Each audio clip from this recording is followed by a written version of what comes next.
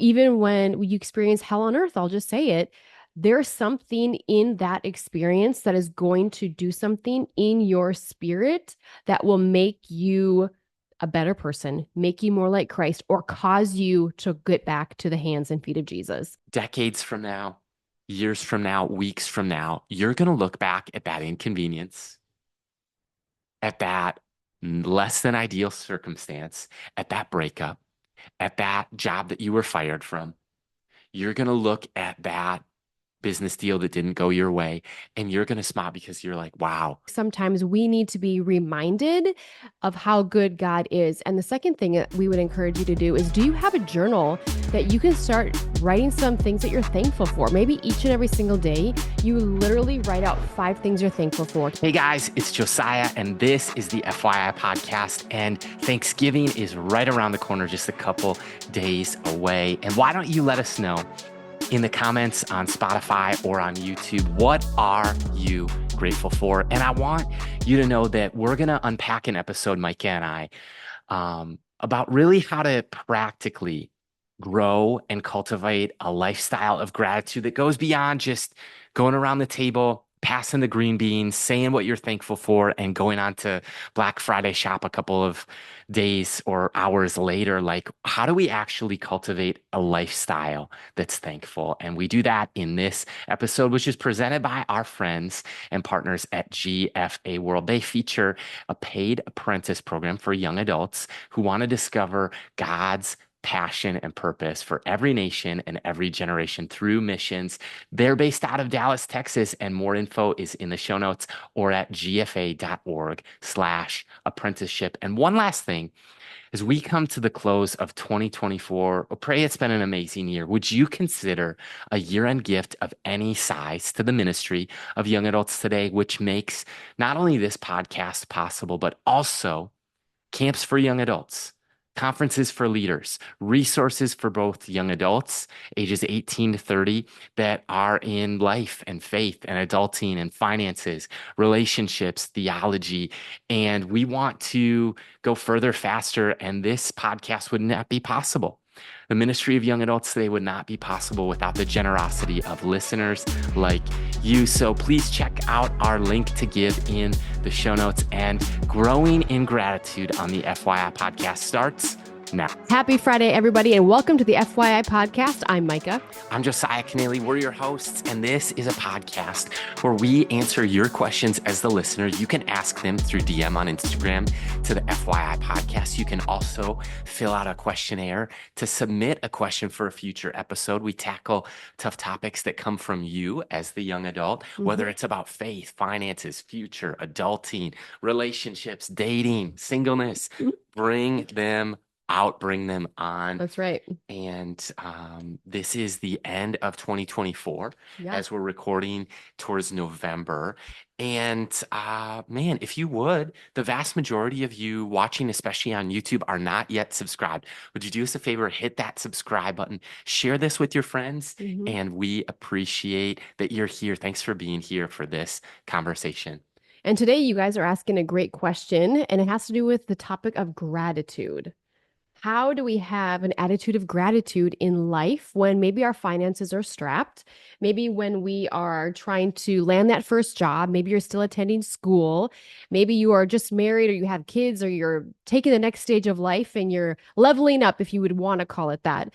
But the question is, how do we grow in gratitude? And man, I think this is a great question that came in from a listener because first of all, a lot of us, maybe life today for you doesn't look like you hoped. Maybe life doesn't look like you wanted.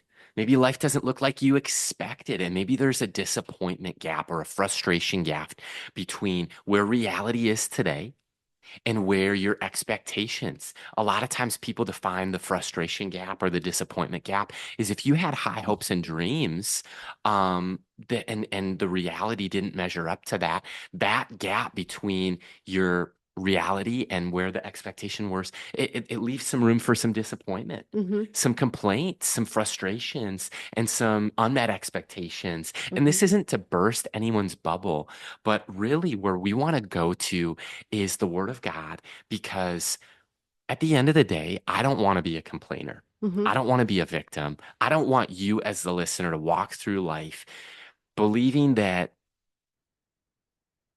it's that you're not where you wanted to be, because the reality is this is the day we have. This is the day the Lord has made. Hmm. Let's rejoice. Let's be glad. You might have dozens of problems, but if you count them, I believe you have hundreds of blessings. That's so good. And we can even take a look at Thessalonians when we talk about rejoicing and being thankful. In Thessalonians 5:16 through 18, it says, Rejoice always, pray continually, give thanks in all circumstances, for this is God's will for you in Christ Jesus. So there's a little bit of direction in there, right? It is saying, Rejoice always, Hmm. pray, give. Rejoice, pray, give. And I just think that we live in a day and age where we can always want, gimme, gimme, gimme, and our hands are open to receive, but are our hands willing to extend and offer to put something in somebody else's hands? And that can be anything. That can be a blessing bomb. That can be buying somebody's coffee behind you in line Yep. at a coffee shop. That could be donating to Goodwill. That could be giving to a food pantry or a church or a Beautiful. clothing drive or a coat drive or a blanket drive for the holiday season. And to realize that if you truly think about it and really realize, like, you probably have more things, objects, and money than you know what to do with. And you might just be starting out and be like, Micah, I'm still living in my college dorm. Yep. But you can give, you can pray, and you can rejoice. And I truly never knew how much stuff that we had. And this is a fun little thing. So I heard this lady, Kathy Lip, and she challenged, and we're doing a Bible study, and all these young women, they were single, some were dating. I don't think anybody was quite married yet, but we did this fun challenge, and it was identifying 1,000 objects in your home that you could bless somebody else with, that you could donate, give away, or maybe it's just time you have to just throw it. And it was 1,000 objects in 30 days. And every single one of the ladies took that challenge and they were so filled with joy. One, they were rejoicing in the fact that their space felt less cluttered. And then they were also, Less is more. yes, less is more. And they were rejoicing in the fact that they got to bless other Hmm. people and be like, you know what? I wore this outfit one time and I can bless this single mom with this jacket that I see in church every single day. And I know her favorite color is red. It's better to I can give do that, than right? receive. It's better to give than receive. Yes, but it was such a fun challenge to really realize, like, do we own our things or are our things owning us? Do we own our money or is our money owning us? Right. And that goes down to the condition of our heart when we're talking about giving and being thankful and growing truly in gratitude. So, Well, and Micah, I think that rather than rejoicing always, I think that there's a lot of people who the verse could be read like this: complain about everything, post on social media about everything, mhm, and then whine and blame everyone else. Doesn't that sound mhm, like the world that we live in, instead of rejoicing always? Because it doesn't say rejoice. Paul was intentional with his words yeah, to not just say, hey, when things go your way, there would be no need for a letter for that. There would be yep, no challenge in a letter like yep, that, because nobody needs to teach you to rejoice when your team wins the World Series. right. When your team enters the Super Bowl, you're excited. When you Mhm, catch a break in life, you get a promotion or a raise or a blessing, or somebody celebrates your birthday or pays for your coffee. Nobody needs to say smile about that. right. Like that, but it's when things don't go how you expected, Mhm, when they don't go your way, that's when he's saying, rejoice about that. mhm, Give thanks in all circumstances, whether you have plenty yep. or you have little. I was talking to my dad, and he had just reminded me of this, that almost everyone can experience, and almost everyone can be broke. Mhm, Very few people can be rich. mhm, Almost everyone will survive being in poverty, but very few people will mhm, stay the same or right. be happy with who they are as they inherit or encounter great wealth. And so our hope for you as the listener, we're going to get really practically to answer the question of how do we grow in gratitude. And the first, I just want to say that thankfulness is like a muscle. I Mhm. think a lot of us view life to say, as soon as I accomplish what I want to in my career, as soon as I get a new house, as soon as we move out of here, as soon as I get the job of my dreams or drive that nice car or experience enough money in the bank, then I'll be thankful. Right. But I think that thankfulness is actually like a muscle that if you learn to be thankful in the hard times, because you know what? I'm developing grit. Mhm. You know what? I'm learning how to persevere. You know what? God's working on my character. God's refining my innermost being.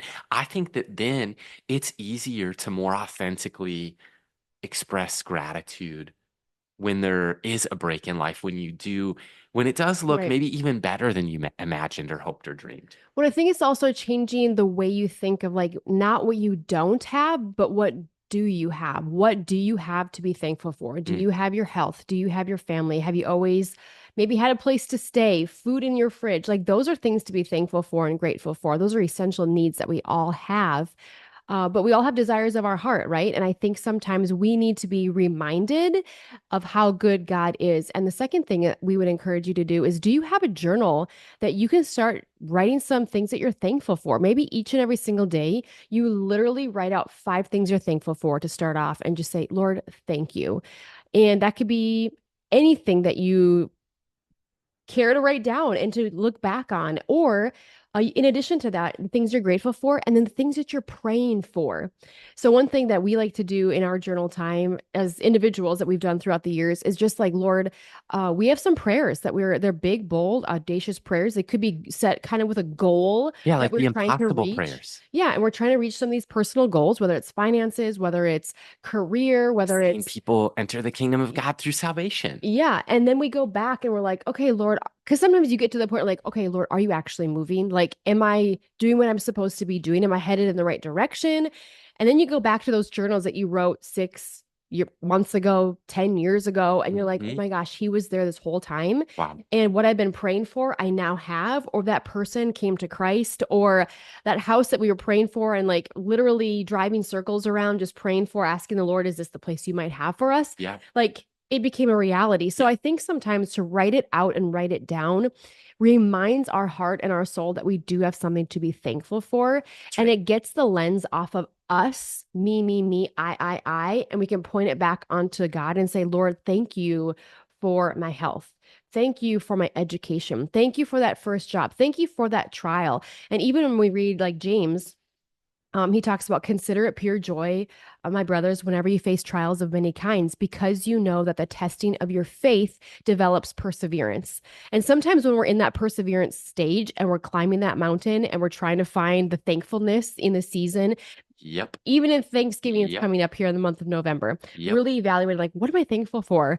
I mean, it could be a cheesy answer that we all say, but it's also like, Lord, how can I be thankful even when I'm in the trials, even when I'm in the fire, even when I don't know up from down? Like, to know that God is constant, He is real, He's never changing, He's always the same, and He loves you just the way you are, Yeah. but He wants you to experience some form of breakthrough in the process of those trials and to learn something about yourself or about him and his character in those seasons of life. So, Man, and I just want to get practical and transparent and share like some of the pages of my journal. I'm looking at like the past 7 days, 8 days, roughly. And the things that we had a board meeting. mhm, So I'm thankful for each board member. I'm thankful for their families. I'm thankful for their jobs. I'm thankful for the way that God's using them in the marketplace, that God's yep, using them in ministry, that God's using them even behind the scenes for counsel, for accountability, for wisdom yep, in this ministry of young adults today, expressed even through the FYI podcast.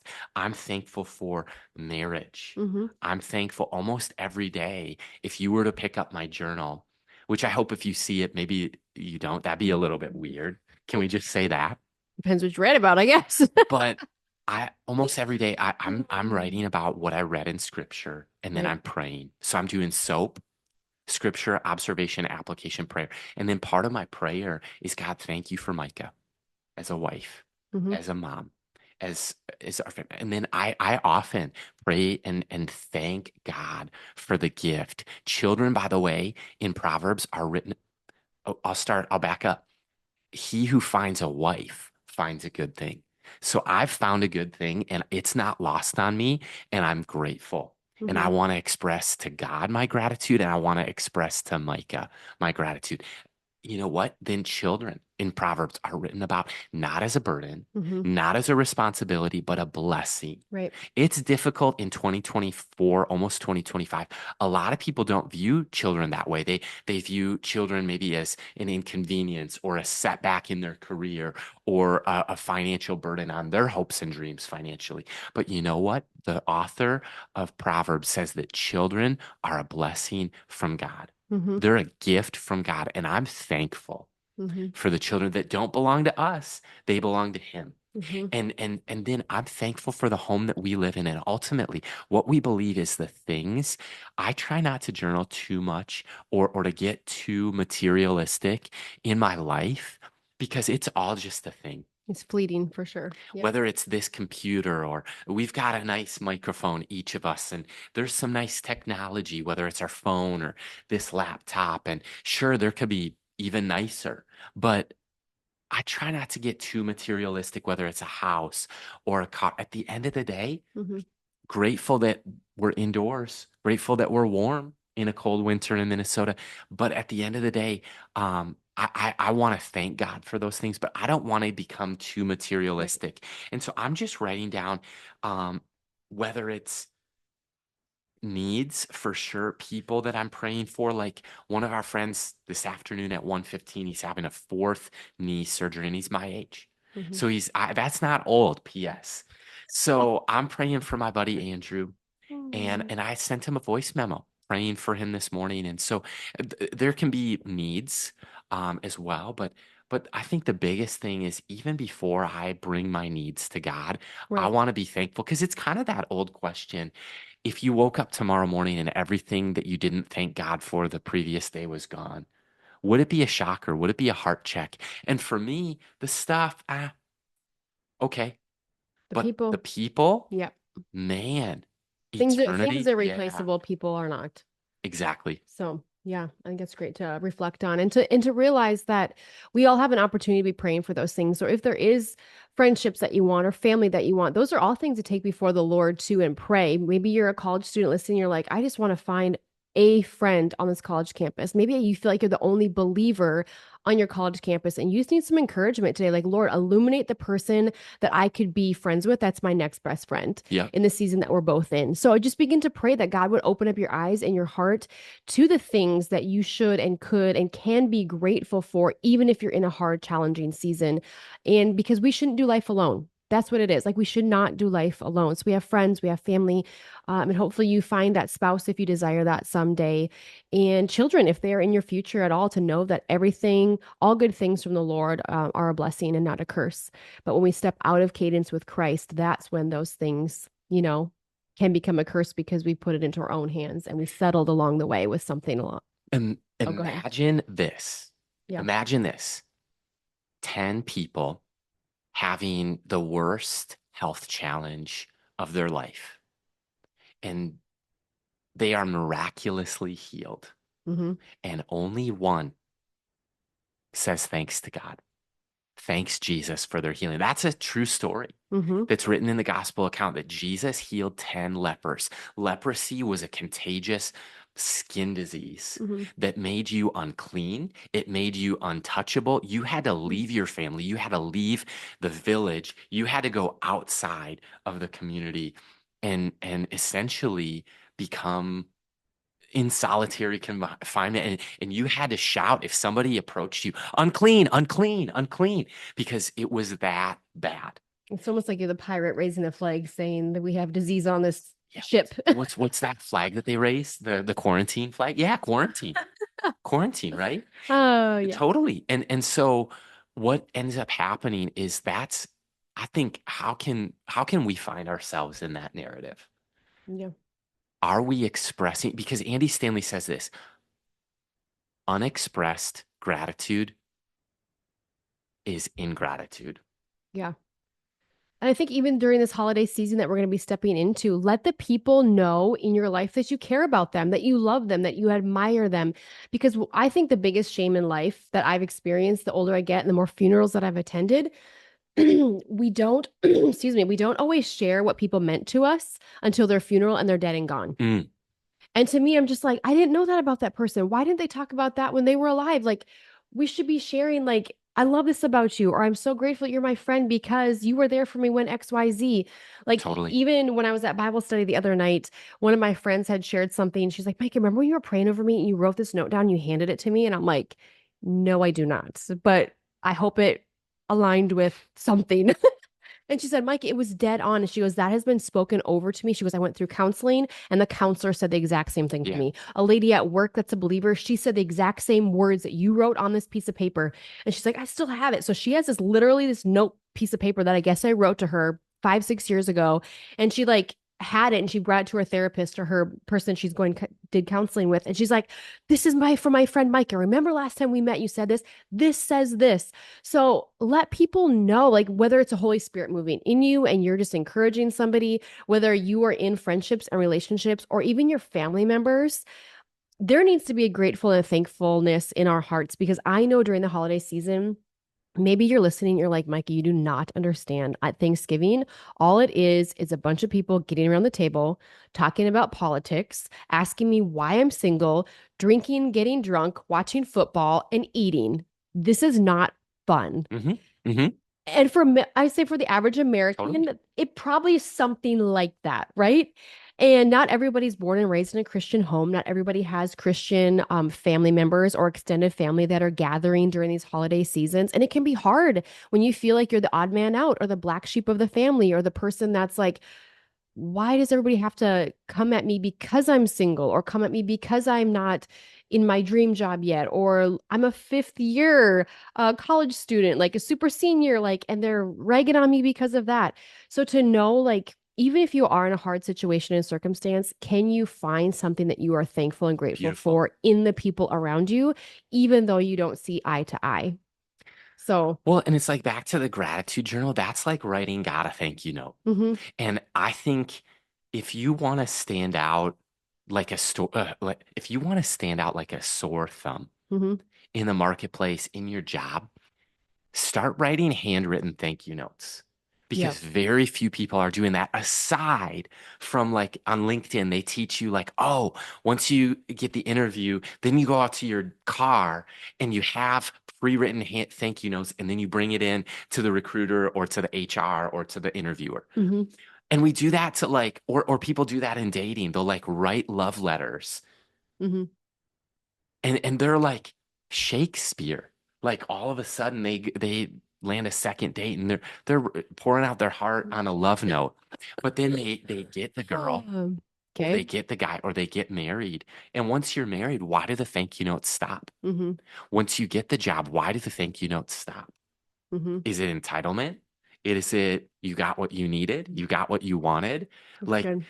I would say that's how you stand out like a sore thumb and not like the goal, but it goes back to what we were talking about on previous weeks here in November and even earlier in October was like, let your good lights, Matthew uh, quotes Jesus Mhm, and he says, let your good deeds shine before men mhm, so that they might glorify your Father in heaven. yep. So he gets the glory. And I think that's in the workplace, in the neighborhood, in your friend circles, Right. in your church. When's the last time you showed pastor appreciation? And I guarantee your pastor gets a lot of emails, gets a lot of texts, but how many of them are a thank you note? Versus a complaint Mm, or a request. I mm. don't know. And this is the house of God. Right. This is the Christian community. And so I think that get in the habit of starting thank you notes, get in the habit of starting like journaling a gratitude journal. But Micah, my final question for you Hmm. and for the listener, why is it hard to give thanks when life is hard? When situations aren't ideal? Oh man, I think when you're at rock bottom or you're not where you thought you would be, there's disappointment. I Mm, think for me personally, if I were to answer it I would be like, I've been disappointed. And when you're disappointed, you can't always see the silver lining of saying, oh my gosh, is this God's way of protecting me? Is this God's way of protecting me from myself? Is this God's provision for my life? And I'd be going down the wrong lane or like the wrong avenue. So I think for me, it's like I'm disappointed. I'm annoyed. It's a temper tantrum, to be quite honest with you. Like, God, this is where I expected myself to be, or this is what I wanted, and I don't have it yet. Why? Wham, wham, wham. And instead of saying, Lord, and I can look back now and say Mhm. thank you. Like, so I'm talking 10, 15 years later Right. of things that I've prayed that God did not answer how I wanted, the way that I wanted them to be answered, or maybe didn't answer them at all. But now I look back and I'm like, Lord, thank you for saving me from myself. Thank you for saving me from my own selfish ambitions. Insert prayer here. Like, I want this. Boom, now. So I think God teaches us how to exercise the muscle of patience, even in the midst of gratitude, because patience is not something that we want to experience. No is not an answer we want to hear. It's like, God, give me some patience right now. Well, and I think even as parenting, I think that's a reflection of like our daughters. They're 3 and 4. Mom, when can I be big like you and make my own decisions? When can I be big like you so I can do whatever I want? And I'm like, oh, honey, like when you get big, like It all goes you pretty fast you anyway. well, it goes pretty fast, yes, but you don't always get what you want. Like Totally. so and why is it hard? I think it's because we've taken our eyes off the main thing, which is Jesus and his relationship with him. So my eyes have wandered away from him probably in those seasons of disappointment or frustration, or instead of saying, Lord, thank you for that in the moment, like, okay, this is good for me. Like Josiah would say, oh, that was good for me, or this is good for me. It's hard to realize that, but when you go back to scripture, like consider it pure joy, my brothers, whenever you face trials of many kinds. What trial are you in right now that you need to just thank God for? Like, Lord, I thank you that on the by the end of this, I will be smarter, I will be wiser, I will be stronger, I will have a thicker skin, but I'll have a soft, tender heart towards this people, or this work, or this assignment, or whatever you're in. So I would say it's hard to keep the main thing when you don't have what you've been longing for or have what you want in that season. And I would say sometimes it's God's way of protecting you from allowing a blessing that he might have becoming a curse in the process because you're choosing God's plan B when there is only God's plan A. Well, and it's kind of like your feet follow where you focus. Your Mhm, feet follow where your eyes focus. mhm. And it's no different than when you are distracted and you're driving and you look like at You a veer off. building and then you swerve suddenly, like your feet follow where your eyes focus.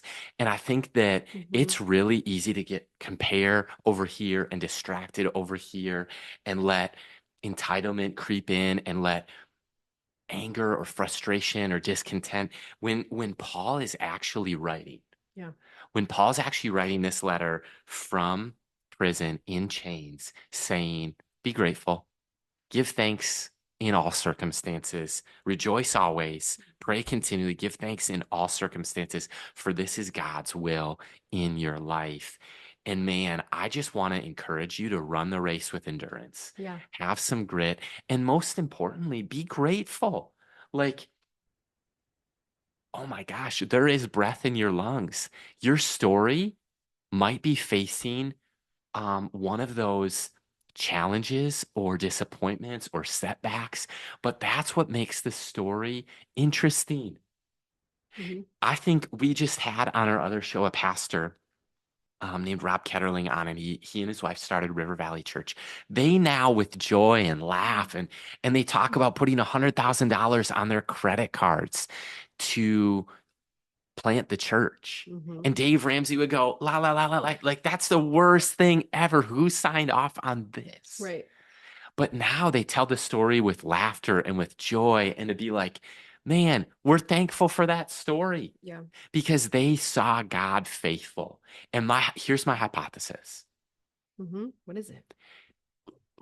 Decades from now, years from now, weeks from now, you're going to look back at that inconvenience, at that less than ideal circumstance, at that breakup, at that job that you were fired from. You're going to look at that business deal that didn't go your way and you're going to smile because you're like, wow, I watched Mark Cuban get interviewed on TikTok. And he's like, yeah, my name's Mark Cuban. And they're like, why are you a billionaire? And he goes, you know what? I got fired from my job and I didn't give up. Hmm. He goes, if I never got fired from that door-to-door sales job, wouldn't be here today. Well, I think most people who actually do have those stories of success, whether you're an athlete, whether you are a entrepreneur or you are a philanthropist or whatever the role is, they've been rejected and they took that rejection and they turned it into redirection. So our friend Ken Coleman would say that. And we've seen so many people like they auditioned for a movie, they didn't get it. Like Meryl Streep was one of those. She walked into audition way back, I think it was in the 70s, and they said in different language, like, get her out of here. She's ugly. She's as ugly as a dog. And she knew the language enough to know exactly what he had said. And she walked out of there. And now look at the films and the Emmys or the awards that she's been like awarded because she didn't take that as I'm going to give up just because of one person's opinion of me. It's like, thank you for rejecting me, right? Yeah, well, even like Michael Jordan's coach has said, like, hey, you're never going to be good at basketball. Like, I don't know if his feet and size and whatever, like maybe he's just an awkward stage, but he took that rejection and turned it into redirection. And look who he is now or has been in the world of basketball. So even like Mark Cuban, for example, like I think when people experience that rejection or that letting go, it redirects and repositions their heart in a way of like, what do I actually want to do with my life? Hmm. What do I actually want the biggest kingdom contribution? If you're a believer listening, like, what do you want the biggest kingdom contribution to be at the end of your life? Like, what legacy are you going to live and leave that's bigger than yourself? That's going to reflect gratitude in the process. That's going to like have thankfulness in the journey. That's going to say, you know what, that was good for me. And if that wouldn't have happened, I wouldn't be who I am today and I wouldn't be where I am today because it caused me to be gritty. It caused me to get in the prayer room with God and pray continuously and give thanksgiving in all circumstances. So even when you experience hell on earth, I'll just say it, there's something in that experience that is going to do something in your spirit that will make you a better person, make you more like Christ, or cause you to get back to the hands and feet of Jesus. And I'll close with this, Yeah, unless you have other final that's thoughts. that's But all I Micah, got. you know what deeply inspires me in life? It's people who, let's just use cancer for an example. Mm-hmm. And the cancer survivors that I know many cancer survivors. And of all of them, you know what is one of the things that almost all of them share in common? Hmm. So, like, today's a gift. I'm Right. grateful for today. I didn't know if I was going to see 40, didn't know if I was going to see 70, didn't know if I was going to live to 30. And then, like, especially people who are maybe older than us, like, Yeah. say, 50s, 60s, 70s, and beyond, Mm-hmm. and they faced cancer and overcame adversity early in life. Right.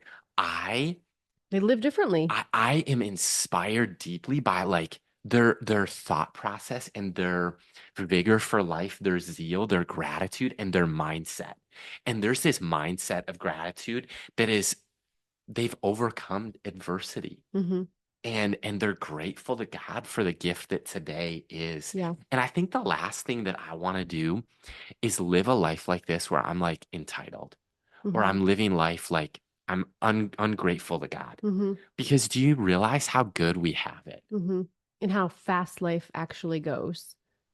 That's where I'm just like, holy cow, life goes fast. Like, let's enjoy every single moment that we possibly can, which causes you to live differently, causes you to structure your friends, your friendships, your circles, your gatherings, your participation. You're offering things to the world and the people around you that are hopefully good and godly.